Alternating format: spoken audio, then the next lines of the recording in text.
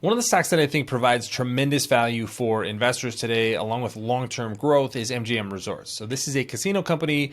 Most of their operations are in Las Vegas. They own about half of the Las Vegas Strip, but they also have 2 casinos in Macao and then a bunch of regional casinos in the US as well. So you add those 3 things together, you have a very diverse casino company. They also have 50% stake in BetMGM and an international online gaming company. So they're kind of dabbling everywhere in gaming on top of building another casino in Japan. That could potentially be the most profitable casino in the world when it opens right around 2030. So I'll discuss that a little bit later, but I want to get into some of the valuation reasons that we should like MGM Resorts. This is a company that at this point is just printing cash. The casino industry is no longer building multi-billion-dollar casinos year after year, taking cash that they're making from the business and then recycling that along with taking on debt to invest in future growth. Now they're just spitting off cash. There's not even that much debt on the balance sheet. Only about $3 billion worth of net debt on the balance sheet for MGM Resorts.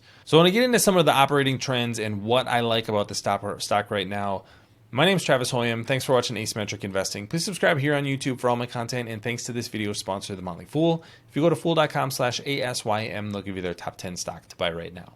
Let's first look at operations, because this is where I think there's a ton to like about MGM Resorts. And you can see the trends here. You obviously had the pandemic in 2020, but by 2022, Las Vegas in particular had overshot the profitability. Adjusted EBITDA, which is a proxy we use for cash flow coming from these resorts, had nearly doubled from pre-pandemic. And now we're at over $3 billion per year on a run rate basis.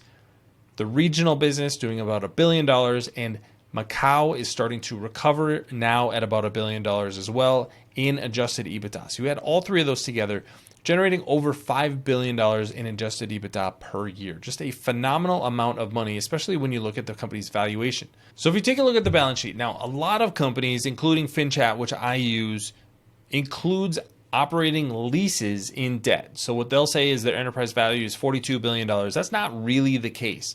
And this is the reason why. The charts that you see here, the gold color is cash and equivalents. So right now there's about $2.7 billion in cash on the balance sheet. Management says they need about $2 billion to operate the business long-term. And debt, and I've included both long-term debt and the current portion of long-term debt, which is debt that's due within 1 year, is only about $7.3 billion. So that's where I said a little over $3 billion in net debt on the balance sheet. That's a very good balance sheet for a company that's generating nearly $5 billion in adjusted EBITDA. So the first thing to love is the operations that are just spitting off cash, and the fact that the balance sheet looks really strong. This looks like a really good value stock. But it's not just that. It's what management is doing with that cash.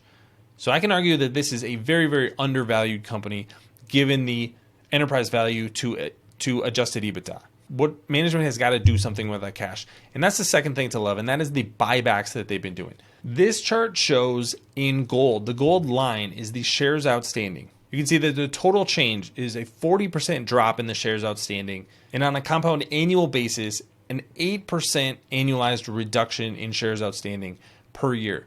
That is because of the massive amount of cash that's gone into repurchasing stock, about $2 billion per year. This is how aggressive management has been in buying back their stock. And I think they could do this on an ongoing basis. And with a market cap of only about $12.6 billion as I'm recording right now, that's buying back 15 to 20% of the stock outstanding every single year. That should generate phenomenal returns, because this business isn't going anywhere. This isn't a depreciating business.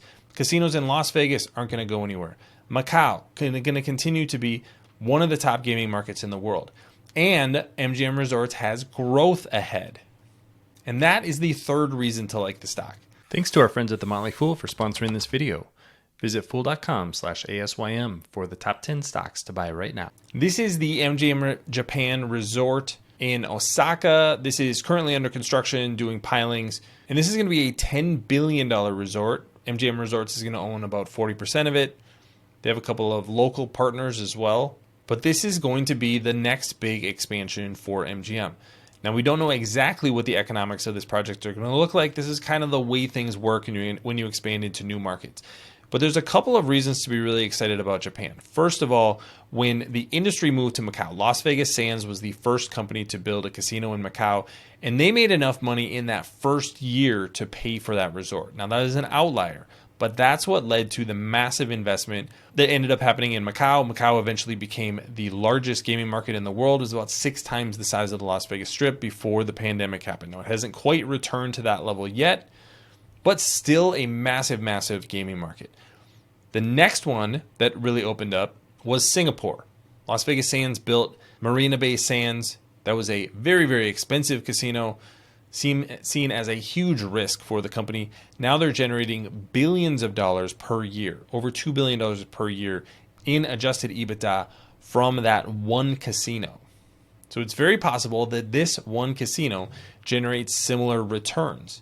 10% adjusted EBITDA margins based on that $10 billion investment would be $1 billion per year. 20% would be $2 billion per year. I don't think that's out of the question. You have a very wealthy market, a market that really likes to gamble. All of these things are huge positives, and we're going to have a ton of space for hotels, non-gaming revenue, all the things that really make the Las Vegas Strip thrive. So this is the next growth avenue. So I think you can make a huge argument that MGM is a value stock. Management is being very aggressive in buying back shares, and at the same time, they're investing in potentially the best casino and most profitable casino that the company has ever had that will open up in about 6 years.